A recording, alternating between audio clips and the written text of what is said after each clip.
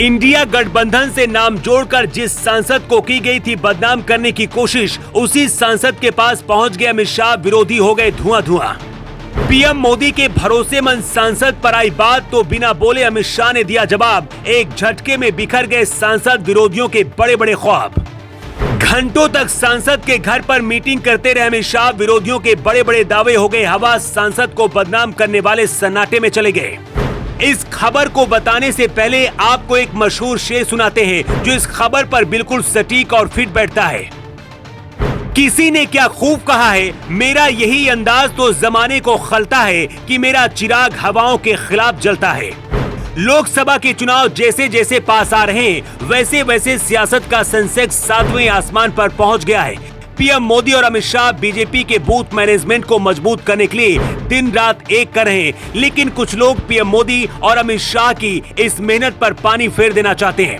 कुछ दिन पहले हमने आपको एक खबर दिखाई थी कि बीजेपी के सांसद को कुछ लोग बदनाम कर रहे हैं और चुनाव से पहले बीजेपी का खेल खराब करने की कोशिश कर रहे हैं।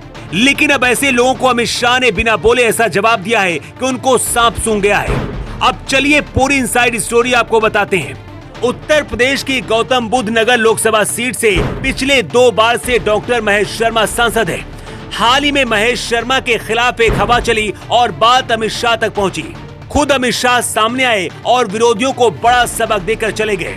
आपको बता दें कि महेश शर्मा की गिनती पीएम मोदी के सबसे भरोसेमंद सांसदों में की जाती है और हो भी क्यों ना 14 साल की उम्र से ही महेश शर्मा आरएसएस के साथ जुड़ गए और इसके बाद एबीवीपी और बीजेपी के कार्यकर्ता के रूप में भी अपनी पहचान बनाई। कहते सियासत में कोई किसी का सगा नहीं होता। कुर्सी पाने के लिए लोग पार्टियों को कपड़ों की तरह बदल लेते हैं, लेकिन डॉक्टर महेश शर्मा पूरी ईमानदारी से बीजेपी के साथ जुड़े रहे। योगी सरकार के पहले कार्यकाल में महेश शर्मा उड्डयन मंत्री थे। आपको बता दें कि गौतम बुद्ध नगर के जेवर में आज एशिया का सबसे बड़ा एयरपोर्ट बनकर तैयार हो रहा है। कहा जाता कि जब महेश शर्मा उड्डयन मंत्री थे तो उन्होंने एयरपोर्ट की फाइल को आगे बढ़ाया और जब उत्तर प्रदेश में योगी सरकार बनी तो इस एयरपोर्ट को झंडी मिल गई।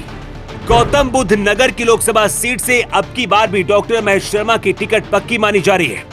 इसके चलते कुछ लोगों के पेट में दर्द होने लगा है और उन्होंने महेश शर्मा के खिलाफ ऐसी खबर चलाई कि अमित शाह को खुद आगे आना पड़ा। दरअसल कुछ दिन पहले एक न्यूज पोर्टल ने लिखा था कि डॉक्टर महेश शर्मा इंडिया गठबंधन से चुनाव लड़ सकते हैं और एक बड़े नेता ने इसकी पुष्टि की है। सूत्रों के हवाले से लिखी गई इस खबर को कैसे तैयार किया गया वो समझिए। इस खबर में साफ साफ लिखा गया है कि डॉक्टर महेश शर्मा इंडिया गठबंधन के संपर्क में है। इस खबर में यह भी कहा गया था कि इस बार गौतम बुद्ध नगर लोकसभा सीट से जिले के डीएम रह चुके बीएन सिंह बीजेपी के टिकट के प्रबल दावेदार हैं। इसके साथ ही जेवर के विधायक धीरेन्द्र सिंह और मेरठ मंडल कमिश्नर आलोक सिंह भी टिकट की रेस में शामिल है। बाकायदा इस खबर को तैयार करके बीजेपी हाईकमान तक पहुंचाने की कोशिश की गई और डॉक्टर महेश शर्मा की छवि को मिट्टी में मिलाने का प्लान तैयार किया गया, लेकिन मामला उल्टा पड़ गया। बीते शुक्रवार बीजेपी के चाणक्य और केंद्रीय मंत्री अमित शाह नोएडा आए और बहुत बड़ा संदेश देकर चले गए।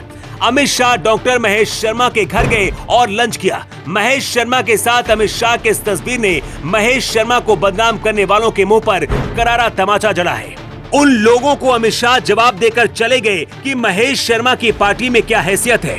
घंटों तक अमित शाह महेश शर्मा के आवास पर गौतम बुद्ध नगर में पार्टी के बड़े नेताओं के साथ मीटिंग करते रहे। उत्तर प्रदेश के बीजेपी अध्यक्ष भूपेंद्र चौधरी भी इस दौरान सांसद के आवास पर पहुंचे थे। वहीं राज्यसभा सांसद सुरेंद्र सिंह नागर भी मौजूद थे। गौतम बुद्ध नगर जिले के सभी बड़े बड़े नेता इस मीटिंग में मौजूद थे।